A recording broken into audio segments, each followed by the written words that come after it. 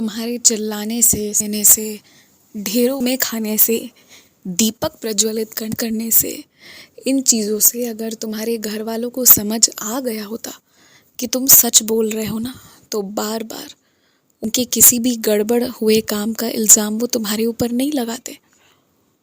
अगर उन्हें तुम्हारी कसम में सच्चाई नज़र आती ना, तो इल्ज़ाम उस दिन के बाद कभी नहीं आता तुम्हारे ऊपर। तुम तो सब कुछ किए, सब कुछ करते हो। कभी दीपक जलाए, कभी मेरे नाम की कसम खाई, कभी अपना सबसे प्रिय भोजन त्याग दिया सिद्ध करने के लिए। क्या नहीं किया तुमने? बताओ, कुछ अगर छोड़ा हो तुमने तो मुझे बताओ। कुछ नहीं छोड़ा तुमने, कभी नहीं छोड़ा कुछ भी। और क्या मिला तुम्हें इन सब के बावजूद भी? तुम्हारे लाख प्रमाण देने के बावजूद भी किसी को कुछ समझ नहीं आया, क्योंकि वो लोग ना प्रमाण से नहीं समझेंगे। तुम कितना भी कह दो कि तुम सच कह रहे हो, उन्हें नहीं समझ आएगा। वो जो सोचते हैं उन्हें लगता है वही सही है। तो पता है उन्हें कैसे समझ में आएगा? अब तुम्हारे चुप रहने से और दूरी बना लेने से। जब बात अपने स्वाभिमान की हो ना, तो शांत रहना भी ज़रूरी है। बोलने से तो कुछ नहीं हुआ, अब चुप रहने से होगा।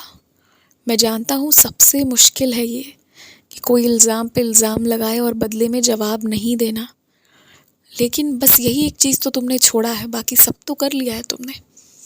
तो यही करो अब, और यही तुम्हारी चरित्र की सफाई देगा। अब कुछ बोलो ही मत और थोड़ी दूरी बना लो। किसी काम में संलग्न मत हो, थोड़ी दूरी बनाकर चलो। इसके बाद ना सबको समझ आ जाएगा कि तुम गलत ना थे, ना हो और ना कभी हो सकते। और जिसने तुम्हारा दिल दुखाया है उसे सबक तो मैं सिखाऊंगा। देखो अभी मेरी लीलाएं होंगी, अनिष्ट कुछ नहीं होगा, बुरा किसी का नहीं होगा, पर सबक सीखना ज़रूरी है। और वो सबक तो अब जीवन भर याद रहेगा। और ज़रूरत पड़ी ना तो मैं साक्षात जाकर डांट कर भी आऊँगा। इसलिए तुम घबराना नहीं, आराम से रहना। किसी के भी बच्चों को 2 घंटे 4 घंटे, चाहे 1 दिन चाहे 2 दिन, अगर घर पर रखने की जिम्मेदारी ले रहे हो तो बहुत सोच समझ कर लेना। किसी के भी बच्चे की जिम्मेदारी बहुत सोच समझ कर लेना। और वो भी इसलिए क्योंकि सब सारे परिवार के बच्चे सबके लिए अनमोल है। तो क्योंकि ना होगा कुछ भी नहीं, लेकिन तुम तनाव बहुत ले लेते हो और तुम्हारा तनाव बहुत बहुत ज़्यादा होता है। मतलब मैं शब्दों में कह भी नहीं सकता कितना। तो क्या फ़ायदा ऐसा तनाव लेने का? मत करो ऐसी सहायता जिसमें इतना तनाव ले लेते हो।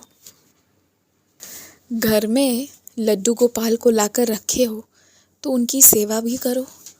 तुम करो ना, तुम बस सेवा करो। और कुछ कहना बोलना छोड़ दो, मांगना भी छोड़ दो। बहुत कुछ करके बोल के मांग के देख लिया ना, चुप रहो बस अब, और देखो फिर क्या होता है। और हाँ, मेरी स्तवन मंजीरी का पाठ सुनकर ही सोना याद से। आयुष्मान भवा, दीर्घायु भवा। तुम्हारे रिश्तों में जो कड़वाहट आई है वो ठीक हो जाएगी, जो बिगड़ा है वो बन जाएगा। लेकिन एक बात मैं और कहूँगा तुमसे, कभी कभी ना 2 लोगों के बीच ऐसा लगता है कि मन मिल रहा है या एक जैसी परिस्थिति में है, इसलिए एक आकर्षण सा होता है। लेकिन इसे संकीर्ण दृष्टि से मत देखो, इसे दीर्घ दृष्टि से, दीर्घ फलक से देखो।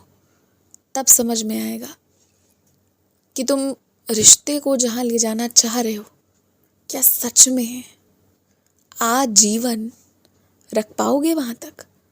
स्वीकार कर पाओगे समाज में? अगर नहीं कर पाओगे ना, तो अभी ही रुक जाओ, क्योंकि कुछ फैसले जल्दबाजी में नहीं लेने चाहिए। नहीं तो जीवन भर एक दूसरे को कष्ट पहुंचाना, शर्म में जीना ज़रूरी ही नहीं है। तो इसलिए अभी सोच लो रिश्ते को वहीं तक ले जाओ और वहीं पर विराम दे दो जहाँ तक उसे पहचानने में शर्मिंदगी महसूस ना हो। ध्यान रखना इस बात का। और बेझिझक सामने वाले से जो भी बातें हैं वो कहो।